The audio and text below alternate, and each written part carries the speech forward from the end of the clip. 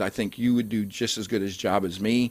I'm going to put the people before my personal gain. I mean, so he was willing to step out because he saw that I was a decent guy, right?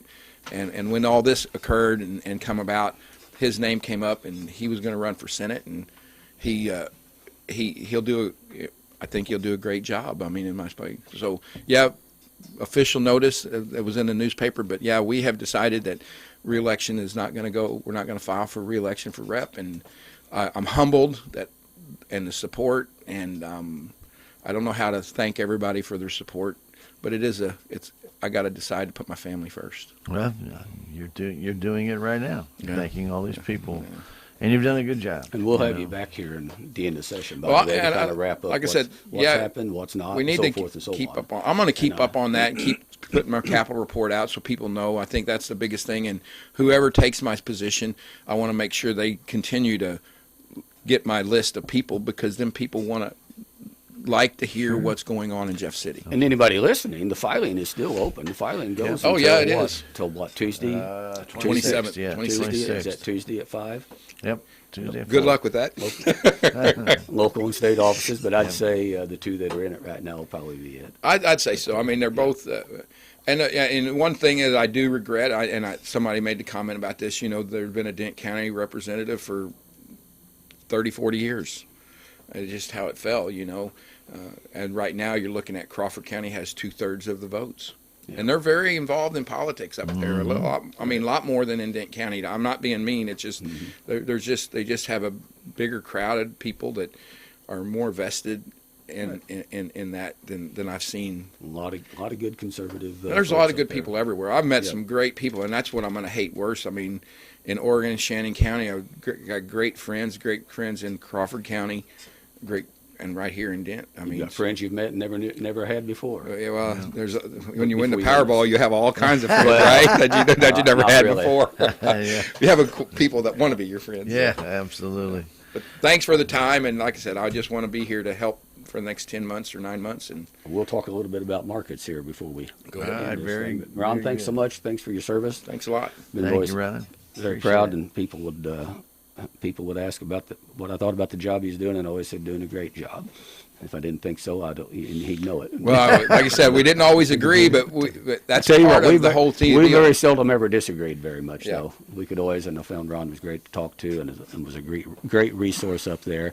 And I think even when you talked about some of those the other party talk, I think they probably felt the same way, that at least that you were a great resource and a great willing to listen to what their deal was, and they probably found you a very great resource in order to help educate them about kind of some of the. And I tried to stay within my lane. I didn't try to go on all these paths to this thing. I stayed in the political or the public safety realm, and they would say, you explained it very well. I understand it. I had a guy the other day, real quick, got up and tried to do a bill, and they asked him, he couldn't even explain the bill. I mean, that's it. You lose a lot, and that was a Republican that did that. I'm thinking, you lose a lot of respect when you try to present a bill and you don't even know what you're doing. Yeah. And that happens a lot. I mean, so sorry. No problem. Thank you for having me. Thank you, Ron. Thanks for Appreciate coming it. in. Ron Copeland, State Representative, here on our South Central Regional Stockyards program with Darrell Skiles. Thank you, Ron. Appreciate that. Yep, do appreciate him good. coming in. Very much appreciate his 4 years of service here. Yes, when sir. this term is over, that he will have done, and Well, done we a great appreciate job. his term as a trooper, too. That's not an easy job either. That's right. So, Okay, well, moving back to the livestock market, South Central Regional Stockyards. As I said before, we had a real good sale this past week.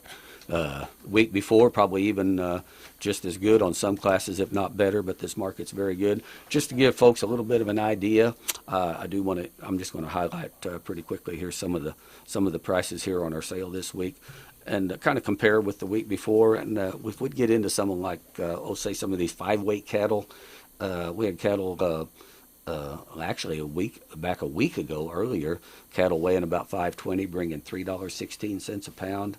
We had cattle this week averaging about 521, bringing $3.33 a pound. That's $1,734 a head for some 520 weight cattle. And again, as I said, though, still, even at those prices, it takes about 38 or 40 head of them to buy that 1-ton truck that it'd take to haul them to town. And they're not 1 ton's not going to haul 38 heads. So, No. So it's all relative, but we're very, very happy to be getting these kind of prices. I think we had 951 head this past week is what we had. The heifers, particularly in some classes, were higher. Oh, going back on the steers, back a week ago we was looking at some 630 weight steers bringing 282. This week we had some 630 pound steers bringing the 289. So, very good. That's $1,846 a head. There you go. If we get on over into the heifers, we've been looking at, the week before, some 477 pound heifers. Now, this was 477 pound heifers, bringing an average of 294 a pound. We had some 400, and this was a stick out sale, but these were really good. Again, value added heifers weighing 471, 322 a pound. Ooh. Yeah, 322 a pound. And again, those are value added. And you've heard me talk about this before, the value added, what that can do. It'll make you dollars to look at that, get those vaccinations. And, let me go on down here a little bit. Looking at some 600, say, 6-weight heifers the week before, around 255. And we had some unweaned 605-pound heifers this week, 261. So, that's pretty good. Had some 471-pound heifers even at 299 this week. So we also getting into some little bigger cattle. Had this week we had some replacement quality open heifers, 785 pounders at $2.31 a pound. So good prices all the way through. This weigh cow and weigh bull market has gotten even higher too. I think they called the weigh cows and bulls maybe. Let me see. I think they called cows and bulls maybe 4, 5, 6, 8 cents higher, just on slaughter cows to go to slaughter. And just to give you an idea on these breaking and boning cows, which will be your bigger cows that will cut out the higher dressing kind of cows, 1,140 to 1,600 pound cows that fall in that range from $1.12 to $1.32 a pound, just for cows to go to slaughter. $1.32 a pound. And even your lower dressing lean cows would have traded in a range of about 90 this week, 96 to $1.18 a pound, even on those thinner. And we didn't have any real thin what we call shelly cows. But again, on the slaughter bulls as well, a little higher there still too on them. And just to lump them together from their low, high, and average dressing bulls, even they 1,400 to 1,800 pounds. Didn't really have any 2,000 pound bulls hardly this week. Had one weighed 19 and a quarter, I think. But they would have traded in a range of $1.25 to $1.50 a pound. $1.50 a pound. You're talking about a big bull. We had the biggest bull I think we had was 1,800 pound bull this week. At $1.50, you're talking about a $2,700 a head for a bull just to go to slaughter. Cull bull, come out of the pasture, sent to town. So that gives you an idea. But again, as we talk about those prices, when we talk about those higher dollar cattle, the higher dollar cattle invariably will be those weaned cattle that have got a health program behind them. And sometimes even the unweaned cattle, as we get into May and the first part of June, even the unweaned cattle, it'll sure pay to get a round, or at least one round, if not 2 rounds of shots, vaccinations for respiratory. And then also, if they're giving them shots, get 2 rounds of the modified live respiratory vaccination in them as well, and that'll make a difference. Some of the buyers that'll be paying those top prices will only be paying those top prices on cattle that have got a full health program behind them. Whether they're weaned or not, they've got to have some shots in the health program.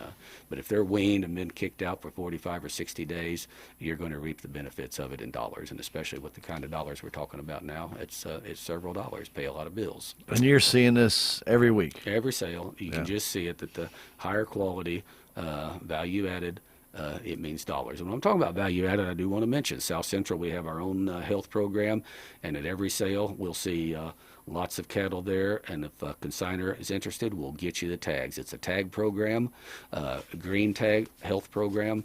As you put those in the calves when you're giving them their vaccinations, and the green tag is basically for cattle that are unweaned, but they still had the minimum vaccination health program put in them. And I can tell you again, as we look at these value added and these things, and I've heard buyers before ask how many starback cattle you got in the sale, what is style, and if you go look at and you watch the sales.